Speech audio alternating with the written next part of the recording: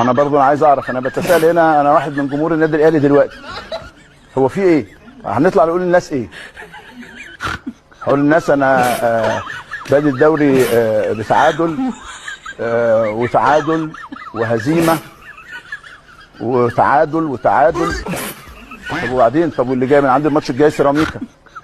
هنخاف بقى من المباريات دي وهنترعب؟ كلهم فرق محترمه ولا كل التقدير. لكن دلوقتي اللي بيحصل ان الفرق بتطمع فيك،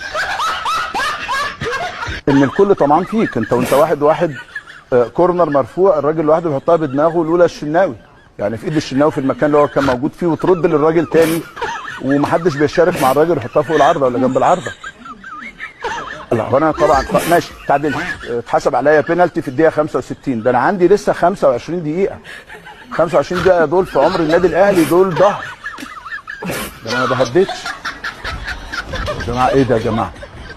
الكورنر بيترفع، الكورنر بيترفع، الراجل لوحده يلعبها بدماغه وتجيله تاني. يعني لولا الحمد لله والشكر لله انها في المكان بتاع الشناوي ولا كان يسأل، والشناوي اللي يقوم يكمل. احنا في ايه يا جماعه؟ واثنين من انبي هم اللي مكملين مع الكوره واحنا في سنه كله واقف يتفرج. ما هو ده مش مقبول.